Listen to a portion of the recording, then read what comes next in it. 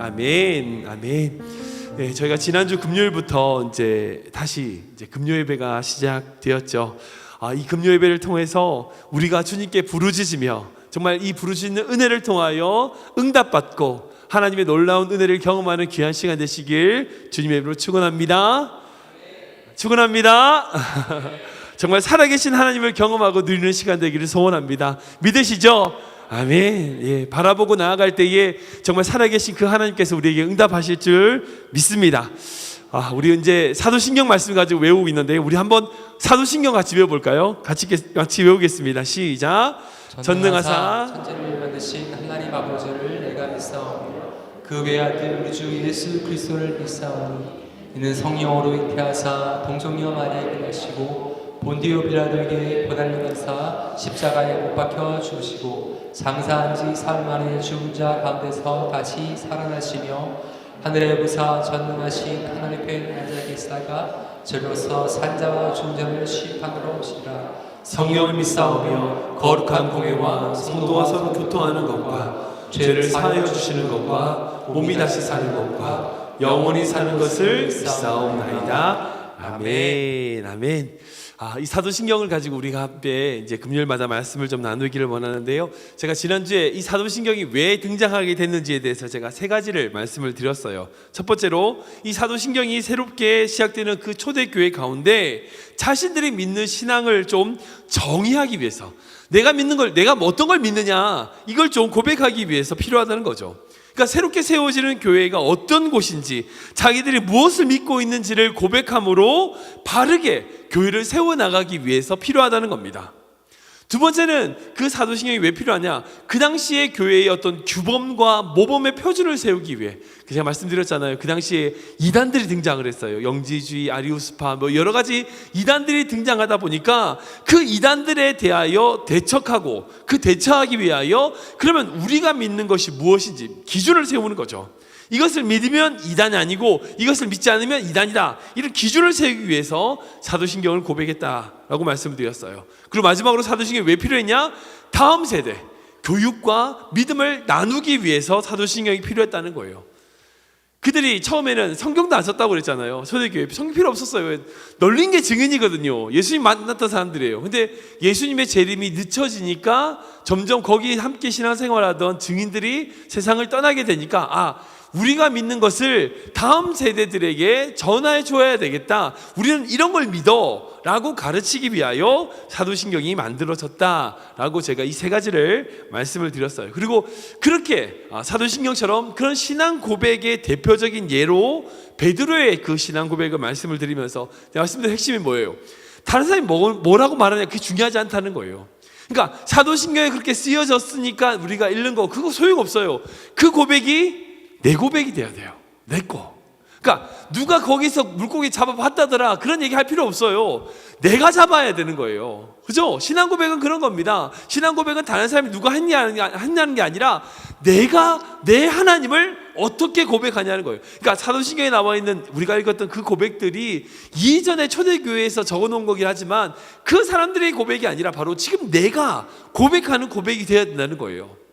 다른 사람의 고백이 아닌 누구의 고백? 내 고백이 돼야 된다는 거예요. 제가 지난주에 그 말씀을 쭉 나눠드렸습니다. 오늘은 우리만 그러면 어떻게 그 하나님을 고백하는가? 제일 첫 번째로 우리는 어떤 하나님을 고백하냐면 전능하신 창조주 하나님을 고백합니다. 맨 처음에 우리가 전능하사 천지를 만드신 하나님 아버지를 내가 믿사오며 할 때 맨 처음에 나오는 전능하사 천지를 만드신 하나님을 우리가 믿는다는 거예요. 혹시 여러분들 전능하신 그 하나님, 창조주 하나님을 믿으십니까? 그러면 저 설교 끝났는데. 네. 여기서 하하합니다. 더 할 필요가 없네요. 그러면 안 되겠죠. 아무튼 전능하신 하나님, 창조주 하나님, 우리가 이렇게 고백하면 되는 거예요.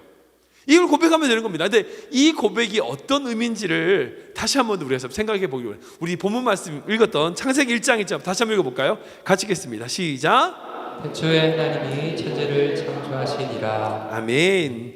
여러분들 성경은 이 창세기 1장 1절 말씀으로 시작됩니다. 이 말씀 잘 보세요. 이 말씀은요 어떤 권유나 질문이 아니에요. 이 말씀은요 선포입니다. 태초에 하나님이 전지를 창조하셨습니다. 뭐 질문 같은 거 없어요. 그냥 얘기하는 거, 선포하는 겁니다. 하나님께서 이 세상을 창조하셨다는 거예요. 이 선포 앞에 믿는 자와 믿지 못하는 자 딱 가르는 겁니다. 중간이 없어요. 이걸 믿으면 그리스도인, 이걸 못 믿으면 아무리 자기가 똑똑하고 뭐래도요, 넌 크리스찬, 무신론자입니다. 어떤 변명을 하더라도 이거 믿으면 그리스도인, 이거 믿지 않으면 무신론자예요. 하나님을 믿지 않는 겁니다. 근데 이 단어 4개를 보세요. 근데 이 문장은요, 4개의 단어로 이루어져 있는데, 태초 하나님이 천지 창조하시니라. 여러분들, 이 4개의 단어는요, 인간의 언어로 설명할 수 없는 단어들이에요. 그잖아요. 그러니까 인간의 언어로 설명할 수 없는 4개의 단어가 조합이 돼가지고 한 문장이 만들어졌어요. 태초, 하나님, 천지, 창조.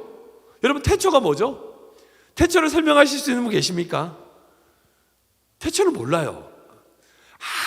아주 오래된 날, 뭐 그렇게밖에 무슨 호랑이 담배 피죠. 그것도 더 말도 안 되죠. 그러니까 아주 오래전, 아무것도 없는 상태라고 우리는 언어로 표현할 수 있지만 그게 뭐냐? 설명 못합니다. 인간의 언어가 아니에요. 태초라고 한 단어는. 하나님, 여러분 하나님을 아세요? 우리가 하나님을 논리적으로 다 설명할 수 있습니까? 해석하거나 이야기할 수 있나요? 안 되죠. 우리가 표현할 수 있는, 우리가 다 뭐 설명할 수 있는 하나님이라면 그 하나님 아닐 겁니다. 피조물인 인간이 창조주를 설명한다? 말이 안 되죠. 천지, 이 단어 자체가 하늘과 땅인데, 이 하늘은요, 단순하게 이 하늘만 얘기하는 게 아니에요. 우주 만물을 얘기하는 겁니다. 우주의 크기, 우주의 넓이, 여러분 다 알 수 있습니까? 모르죠. 창조, 생명식을 받는 이 과정인데, 지금 뭐 유전자 조작이니 뭐 어쩌니 해서 뭘 만들어낼 수 있다. 여러분들 그거 다 그냥 흉내만 내는 것 뿐이에요. 흉내만 내는 거, 여러분들 다 아시겠지만, 여기 있는 그 이 알루미늄, 요런 분자 구조나 사람의 분자 구조랑 같아요. 똑같은 원소를 가지고 있어요. 근데 원소랑 똑같은데 어떤 것은 생명이 있고 어떤 것은 생명이 없어요. 무슨 차이예요? 설명이 가능합니까? 생명이라고 하는 이 오르가니즘, 이 시스템은 도대체 어디서 오는 거예요? 무생물에서 생명으로 넘어가는 이 전환이 여러분들 우연이 된다고요? 말도 안 돼요. 생명이라는 것, 이 창조라는 것은요, 우리 인간의 언어로 설명할 수 없어요. 그러니까 설명하거나 논리적으로 이해 안 되는 이 4개의 단어로 구성된 이 문장에서 우리에게 무엇을 요구하는가? 바로 믿음이에요. 그러니까 창세기 1장 1절부터 분명하게 하나님 우리에게 뭘 요구하시느냐? 네가 이 말씀을 믿느냐, 믿지 못하느냐로 분명하게 요구하신다는 거예요. 그리스도인이라면요, 이 선언을요, 믿음으로 수용하는 자예요. 그리고 이 명제 속에서 우리가 2가지를 고백할 수 있습니다. 그것이 바로 아까 얘기했던 전능하신 하나님, 그리고 창조주 하나님이에요. 이 2가지에 대하여 우리가 함께 믿음의 자세, 우리의 믿음의 자세를 한번 찾아보고 고백하기를 원합니다. 첫 번째, 우리가 믿는 믿음의 자세는요, 우리는 전능하신 하나님을 믿는다는 거예요. 믿으십니까? 한번 읽을까요? 시작. 우리는 전능하신 하나님을 믿습니다. 한번 읽겠습니다. 우리는 전능하신 하나님을 믿습니다. 우리 창세기 17장 1절 말씀입니다. 같이 읽겠습니다. 시작. 아브라함이 99세 때에 여호와께서 아브라함에게 나타나서 그에게 이르시되 나는 전능한 하나님이라 너는 내 앞에서 행하여 완전하라. 아멘. 이 1절 말씀에 등장하는 나는 전능한 하나님이다. 나는 이 말씀에 전능하는요, 엘샤다이라는 단어예요. 이 엘은 하나님의 명칭입니다. 그리고 이 엘로힘의 단수형인데, 아무튼 이건 하나님의 뜻이고요. 샤다이, 이거는 뭐냐면 충분하다, 자족하다는 뜻인데, 이 두 단어가 합쳐져 가지고 전능하신 하나님께서 산 위에 우뚝 서신 위엄이 높으신 분이다라는 뜻을 가지고 있습니다. 그러니까 이 전능하신 하나님이라는 것은요, 하나님 안에 모든 것이 충분하다는 거예요. 하나님께서는요, 그 안에 모든 것을 가지고 계신다는 거예요. 하나님 안에는요, 모든 것이 포함되어 있다는 겁니다. 하나님의 전능하심에 대해서는요, 이 세상 모든 것을 주관하시고 다스리시는 그 모든 것을 포함한다는 거예요. 그래서 예수님도 그렇게 말씀하시잖아요. 사람으로 할 수 없으되 하나님으로는 할 수 있으니라. 예수님 말씀이에요. 그러니까 우리가 만일 하나님의 전능하심을 믿고 우리가 신앙생활을 한다면, 여러분, 우리 신앙생활하다가 염려하고 낙심하고 절망 가운데 있어서는 안 됩니다. 절대 안 됩니다. 만약 우리가 전능하신 하나님을 믿는다면 절대 우리 신앙생활 가운데 낙심하거나 절망해서는 안 돼요. 이게 신앙이 모순이 되는 겁니다. 왜? 전능하신 하나님을 믿는데 내가 낙심한다? 이 말이 안 돼요. 전능하신 하나님을 믿는다면 어떤 순간에도 결코 우리를 버리지 않으실 그 하나님의 손길을 구해야죠. 우리 전능하신 하나님을 믿는다면 어떤 환경에서도요, 절망하거나 낙심하지 않습니다. 기독교를 정확하게 말씀드리면 일원론입니다. 한 개라는 뜻이에요. 일원, 한 가지 원소를 가지고 있다는 겁니다. 근데 대부분의 이제 이원론적인 세계관을 많이 가지고 계시죠. 그러니까 이원론적 세계관이라는 게 뭐냐면 선과 악을 구분해 가지고 선한 것은 선한 것, 악한 것은 악한 것이 다스리는, 이것을 이제 구분하는 것을 이원론이라고 그럽니다. 그러니까 대부분의 종교의 형태가 이원론을 가지고 있어요. 그러니까 선한 신과 악한 신이 서로 싸우고 있고 그 중간에 인간이 끼어 있는, 그래서 인간은 선하기도 하고 악하기도 하고 이렇게 왔다 갔다 하는, 이게 대부분의 종교의 특징입니다. 근데 기독교는요, 이원론입니다. 많은 성도들이 이원론적인 세계관을 가지고 신앙생활을 하시는 분들이 계세요. 그 잘못된 세계관입니다. 기독교는 이론론이에요. 절대자 하나님, 모든 것을 다스리시는 전능하신 하나님이 다스리시는 곳, 이것이 바로 하나님의 나라, 지금 우리의 삶이라는 거예요. 그래서 많은 성도들이 착각하는 게, 천국은 하나님이 다스리는 곳, 지옥은 사단이 다스리는 곳, 이라고 생각하세요. 틀렸어요. 여러분, 천국은 하나님이 다스리는 곳, 맞죠? 지옥은요, 하나님이 다스리는 곳이에요. 천국도 하나님이 다스리시고요, 지옥도 하나님이 다스리세요. 지옥은 어떤 곳인지 아세요? 사단이 왕노릇하는 곳이 아니에요. 사단이 벌받는 곳이 지옥이에요. 잠깐 풀어나서 지금 이 세상에 공중것에 잡은 자가 왕노릇하는 것처럼 보여도 우리 마지막에는 어떻게 돼요? 심판의 날에는 결국 그 모든 자들이 지옥 불구덩이에 떨어진다. 여러분, 지옥은요, 인간을 위해서 만든 곳이 아니에요. 사단을 위해서 준비한 곳이에요. 그러니까 사단을 따르는 자가 가는 거죠. 그러니까 지옥은 인간을 위해 만든 곳이 아니라 사단을 벌주기 위해서 만든 곳인데, 그 사단을 따르는 자들이 같이 가게 되는 거예요. 그래서 지옥에 빠진다는 거죠. 아무튼 지옥도 하나님이 다스립니다. 여러분, 많은 영화 같은 거 보면은 막 그 지옥에 무슨 사단이 막 왕자에 딱 앉아가지고 뭐 인간들 막 벌주고, 여러분 잘못된 영화예요. 다 잘못된 모습이에요. 지옥은요, 하나님이 다스리는 곳이에요. 지옥 역시. 이게 이론론입니다. 그런데 하나님께서 그렇게 다스리고 하나님이 모든 것을 차원을 다스린다라고 하는 이 믿음 안에 있을 때에, 하나님의 그 전능하심 안에 있을 때에 우리가 믿을 수 있는 게 있어요. 그게 뭐냐? 첫 번째는요, 우리가 전능하신 하나님을 믿는다는 것은요, 모든 것이 하나님 손에 있음을 믿는다는 거예요. 하나님 손에 있다는 거예요. 이론론이 세계관에서 그 전능하신 하나님은요, 모든 것을 하나님 손에 다스린다는 거예요. 우리 눈에는 보이는 게 있고 보이지 않는 게 있죠. 우주로부터 작은 미생물까지 너무나 많은 것들이 이 세상에 가득합니다. 크게 보면 우주에 그 큰, 정말 알 수도 없이 큰 별이 있는가 하면, 작게 들어가면 작은 분자, 아니 원소 하나 보면요, 너무나 작지만 그 속에도 우주가 있는 것 같아 보여요. 아무튼 그 모든 것을 주관하시는 분이 우리 하나님이십니다.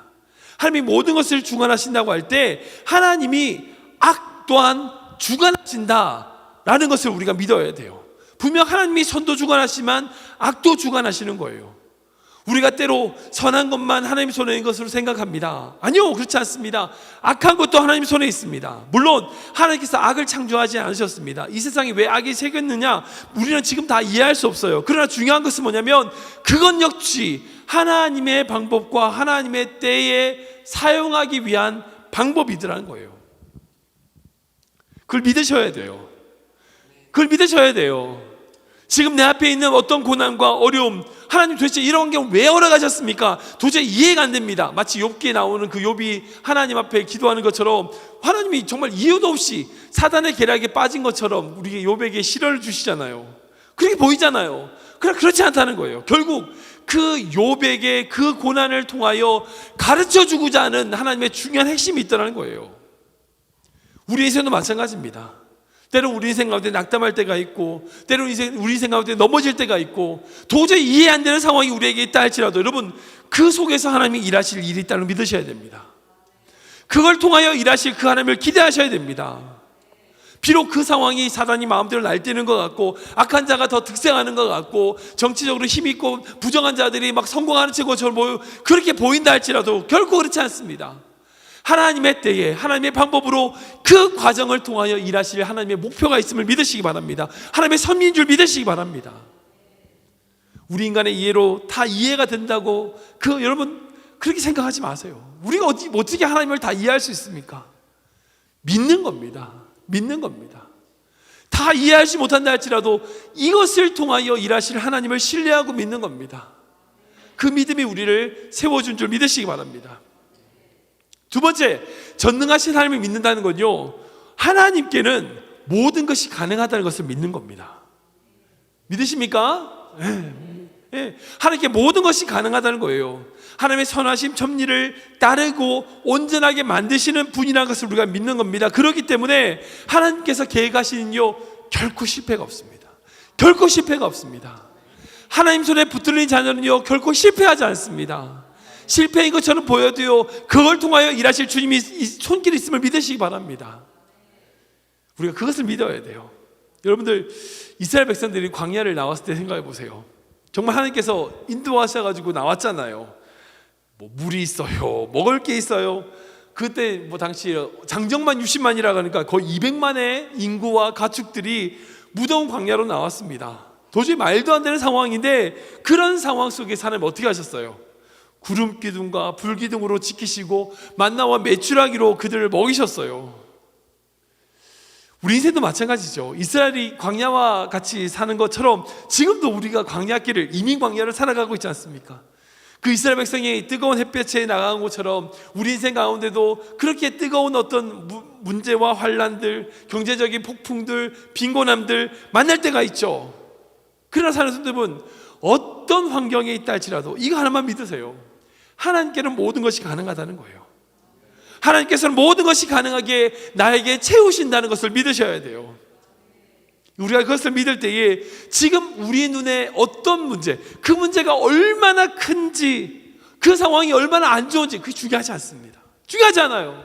중요한 건 뭐예요? 그 주님이 나와 함께 하시느냐, 그 주님이 나와 함께 하시느냐 하지 않냐, 그게 제일 중요한 거예요. 그분이 전능하신 하나님이라는 것을 믿는다면 우리의 문제에 포커스 맞추는 것이 아니라 그분께 포커스 맞춰야 돼요. 그분과 함께 하느냐 하지 않느냐의 문제이지 그 문제가 얼마나 크냐의 문제가 아닌 거예요. 사랑하는 성도들, 그러기에 정말 하나님, 그 하나님의 사랑하는 자, 그 하나님 안에 붙들림 받은 자는요 결코 실패하지 않습니다. 로마서 말씀 읽어볼까요? 같이 읽겠습니다. 시작. 그런즉 이 일에 대하여 우리가 무슨 말하리요? 만일 하나님이 우리를 위하시면 누가 우리를 대적하리요? 자기 아들을 아끼지 아니하시고 우리 모든 사람을 위하여 내주시니가 어찌 그 아들과 함께 모든 것을 우리에게 주시지 아니하겠느냐. 아멘. 이 말씀을 믿으시기 바랍니다. 믿으시기 바랍니다. 자기 아들을 아끼지 아니하시고 모든 사람을 위하여 내어주신 그 하나님께서 우리에게 그 아들과 함께 모든 것을 주시지 않겠습니까? 여러분, 이게 당연하죠. 제일 귀한 것까지 주셨는데 나는 거 주는 게 뭐가 아깝겠어요. 가장 귀한 것을 주셨는데, 가장 귀한 모든 것을 주셨으니 그 주님의 손을 붙들기만 하면 되는 거예요. 여러분들, 전능하신 하나님을 믿는다면 그 전능하신 하나님 능력 아래, 그 그늘 아래 겸손히 그분의 손을 구하십시오. 그분이 우리를 붙들어 주시는 줄 믿으시기 바랍니다. 그 전능하신 손길 우리를 붙잡아 주시는 줄 믿으시기 바랍니다. 두 번째, 우리 하나님은 어떤 하나님을 믿습니까? 바로 창조주 하나님을 믿습니다. 우리 같이 볼까요? 시작. 우리는 창조주 하나님을 믿습니다. 한 번 더 읽겠습니다. 우리는 창조주 하나님을 믿습니다. 히브리서 말씀인데 같이 읽겠습니다. 시작. 이름으로 모든 세계가 하나님의 말씀으로 지은 줄을 우리가 아나니 보이는 것은 나타난 것으로 말미암아 된 것이 아니니라. 아멘. 아멘. 히브리서 저자는 분명히 우리에게 선포하고 있습니다. 모든 세계가 무엇으로? 하나님의 말씀으로 지어졌다는 것을 우리가 안다. 이걸 믿음으로 알게 된다는 겁니다. 모든 세계가 하나님의 말씀으로 지어졌다 고백하고 그것이 어떻게 알게 되느냐? 믿음으로 알게 된다는 거예요. 아시겠지만 지금 이 세상에 이론들이 있죠. 빅뱅 이론에서 출발하는 탄생, 우주 탄생론이라든지 진화론을 한마디로 표현하면요, 보이는 것에서 보이는 것으로 창조되었다, 만들어졌다는 주장이에요. 인과관계, 우연, 어떤 그런 수많은 긴 시간, 이런 것들을 이용해서 그 앞에 뭐가 있었는데 그런 보이는 것들로 인하여 만들어졌다 주장합니다. 그러나 성경은 분명히 말씀하고 있어요. 말씀으로 지어졌다. 즉 보이지 않는 것, 하나님으로 지음 받았다는 거예요. 그리고 그렇게 우연히 만들어지는 것이 아니라 어떤 존재가 뭐예요? 의도를 가졌다는 거예요. 믿음으로 우리가 이것을 만든다면요, 지금 우리의 삶을 전혀 다르게 해석할 수 있어요. 이게 바로 목적성입니다. 진화론과 우주 탄생론이든지 모든 인간의 이론들은요, 목적이 없어요. 그냥 우연히 된 거예요. 그러나 창조는 그렇지 않습니다. 목적이 있다는 거예요. 목적이. 창조되었다면 의도가 있다는 거고요, 의도가 있다는 것은요, 그 안에 지은 목적이 있다는 겁니다. 그래서 창세기 1장 1절의 말씀처럼 이 창조는요, 신앙, 믿음으로 아니면 설명할 수가 없어요. 설명할 수가 없는 겁니다. 그러게 우리가 만약 하나님을, 창조주 하나님을 고백한다면, 사랑하는 여러분, 우리 삶에 목적이 있다는 것을 잊어서는 안 됩니다.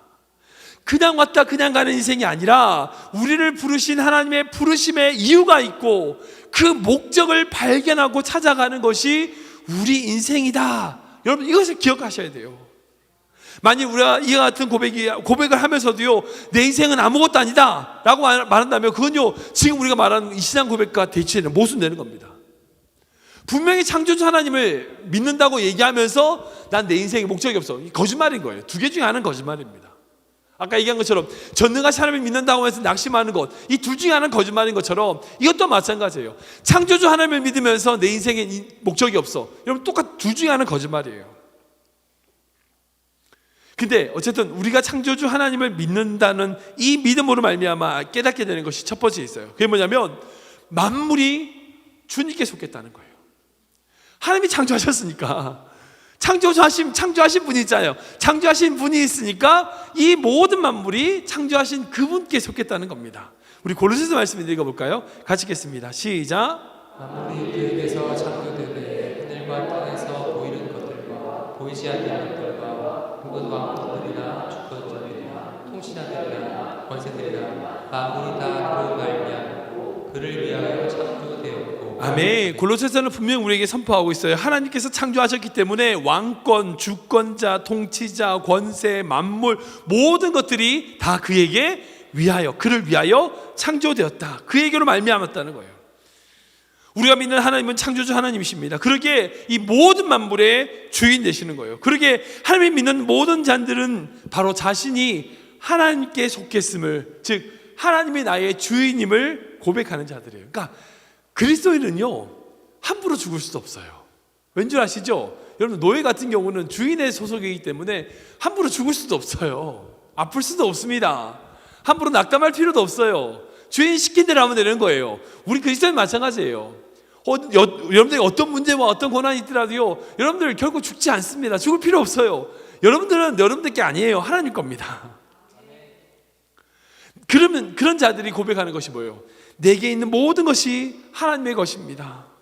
주님의 뜻대로 사용하여 주시옵소서. 여러분, 이게 신앙의 고백이에요. 이게 신앙의 고백입니다. 우리가 창조주 하나님이라고 고백하면서 내 것, 우리가 창조주 하나님을 고백하면서 여러분, 그거는요, 그리스도인의 기본적인 자세가 아니에요. 분명히 우리가 이 세상에서 하나님을 위하여 많이 모아야 되죠. 그리고 모으는 것을 통하여 주님께 영광 돌릴 수 있어요. 예, 분명히 돌릴 수 있습니다. 그런데 그렇게 모은 것이 내가 모은 거라고 착각하면 안 돼요. 하나님이 허락하신 거예요. 하나님 겁니다. 우리 자녀들 우리가 키우고 우리가 공부시켜가지고 성공시킨 거, 여러분, 우리 자녀들 우리 게 아니에요. 하나님 거예요. 잠깐 맡겨주신 거라고요.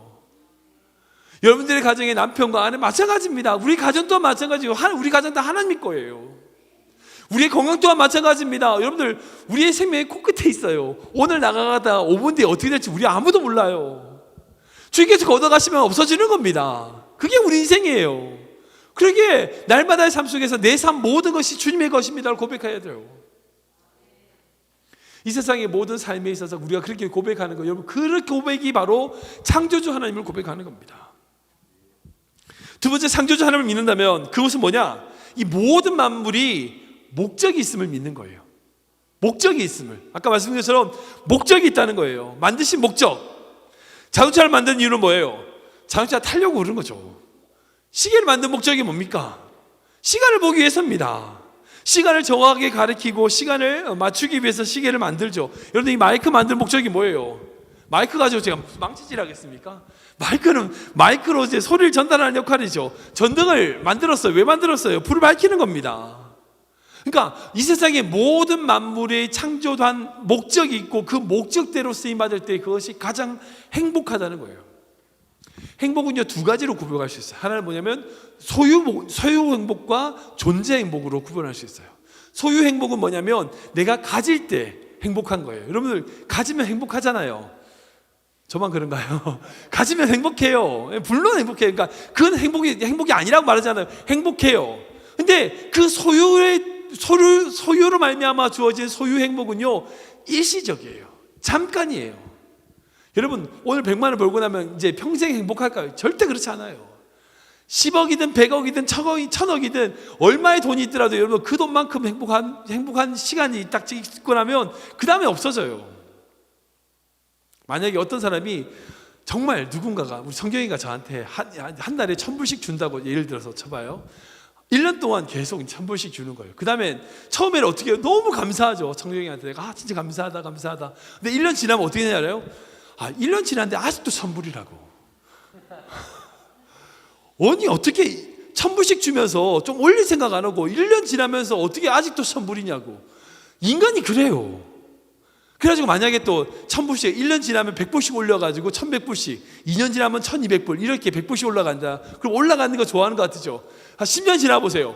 아니 계속 어떻게 100불씩만 올리냐고 이런다고요. 인간이란 게. 그러니까 소유 행복은요 한계가 있어요. 인간의 소유는요 욕심은 한도 끝에 없어서 이 세상보다 큰 존재이기 때문에 이 세상 것을 담아봤자 그게 채워지지 않아요. 근데 또 다른 행복이 있어요. 그게 뭔지 아세요? 존재 행복이에요. 그러니까 내가 그 가운데 내가 무언가를 가져서가 아니라 내 자신이 그곳에서 아름다운 관계, 아름다운 목적, 아름다운 삶의 열매로 나타나게 될 때에 주어지는 행복이에요. 이건 뭘 가져서 있는 게 아니에요. 아내는 아내로, 남편은 남편으로서의 존재 목적이 완벽하게 이루어지면요 그 안에 행복해요. 돈이 없어도 행복해요. 여러분 신혼 때 그랬잖아요. 저만 그랬나요? 아무것도 없어도 행복해요. 그게 존재 행복이에요. 우리가 하나님 안에서 어떤 자임을 깨닫고 우리의 존재 목적을 이루어 나갈 때 거기에 진짜 행복이 있어요. 즉 무슨 말이냐? 우리를 향하신 하나님의 목적을 이루어낼 때에 그 목적에 부합하는 삶을 살아갈 때에 그곳에 행복이 있다고요. 우리 이사야 말씀을 읽어보겠습니다. 같이 읽겠습니다. 시작. 저 여호와께서 이같이 말씀하시되 하늘을 창조하신 그는 하나님이시니 그가 땅을 지으시고 그것을 만드셨으며 그것을 견고하게 하시되 온전하게 창조하지 아니하시고 사람이 거주하여 그것을 지으셨으니 나는 여호와라 나 받은 이가 없느니라. 아멘. 하나님께서 이 세상을 만드셨는데 그것을 만드셨을 때 어떻게 한다고요? 견고하게 만드시고 혼돈하게 복잡하게 만들지 않았다는 거예요. 정확한 목적을 가지고 만드셨다는 거예요. 혼잡하거나 복잡하거나 그게 아니에요. 우리 향한 하나님의 계획과 하나님의 뜻, 하나님의 뜻이 분명하다는 겁니다. 물어보시면 돼요. 하나님을 향하여 하나님을 찬송하고 하나님의 뜻을 행하기 위하여 그분의 우리를 향하신 그 목적을 깨닫게 나아가는 삶이 되어야 된다는 겁니다. 그 목적을 이루어 나갈 때에 그 성도가 진짜 행복한 성도예요. 진짜 행복한 성도예요. 세 번째, 우리가 창조 하나님을 믿는다면요 결국 뭐냐? 만드신 분이 책임지시겠다는 것을 믿는 거예요. 만드신 분이니까 그분이 책임지겠다는 거예요. 여러분들 어떤 물건을 사고 나면 그 제품 박스 안에 뭐가 있어요? 품질 보증서, 영어로 뭐라고 하는지 모르겠어요. 아무튼 뭐 그런 게 있어요. 냉장고든 TV든 자동차든 어떤 물건이든지 그 물건을 만든 사람이 자기들이 만든 물건에 대하여 어떻게 한다고요? 책임지겠다. 어느 기간까지는 책임지겠다. 물건에 하자가 있거나 문제가 있으면 내가 고쳐주거나 바꿔주겠다는 거죠. 제가 이제 한 15년 전인가 이제 컴퓨터를 좋아하니까 한국의 컴퓨터 이제 막 성장할 때였어요. 그때 이제 펜티엄 나온 그때였는데, 그때 한국에서 제일 인정받았던 것이 뭐냐면 삼성 하드디스크, HDD라고 하죠. 삼성 하드디스크였어요. 그게 왜냐면 그 당시에 이제 도시바라든지 이런 그 WD라든지 이런 그 하드디스크 더 선진적인 회사들이 있었어요. 삼성이 후발주자였어요. 그때는. 지금은 이제 더 앞서지만 그때는 삼성이 후발주자였어. 그 삼성이 어떤 전략을 했냐? 무조건 바꿔주는 거예요. 그 고장 나든 안 나든 들고 와서 나 바꿔주세요. 그러면 똑같이 신제품으로 바꿔주는 거예요. 그러니까 예를 들어서 5기가짜리 그럼 가져오면 1년 쓰고 갖다 주면 똑같이 고장 나든 안 건 상관없어요. 갖다 주기만 하면 새 거를 주는 거예요. 무조건 무상 교환. 이거를 지금은 안 해요. 그 당시에는 그게 맛을 들었어요. 왜냐하면 1년 좀 쓰다가 다시 새 걸 쓰고 싶다. 빼가지고 들고 가는 거예요. 바꿔줘요. 전혀 한마디 말도 안 하고 그냥 바꿔주는 거예요. 그만큼 이제 품질에 대한 자신감이 있다는 거죠. 그리고 그렇게 품질을 자기들이 관리하겠다라고 하는 그것 때문에 삼성이 이제 팍 치고 올라가지고 하드디스크 시장에서 이제 점유율을 차지하게 됐었습니다. 아무튼 믿을 만한 회사인지 아닌지를 뭘로 보할 수 있어요? 이 물건에 대해서 AS 품질 보증을 하냐 안 하냐로 믿을 수 있는 회사인지 아닌지 알 수 있습니다. 세상에 물건을 만드는 회사도 그런데 하나님이 만드셨으면 하나님이 책임져야죠. 우리가 어디 가서 책임지면 하나님이 책임지시겠다는 거예요. 이 말씀인 거예요. 이사야 말씀 볼까요? 같이 읽겠습니다. 시작.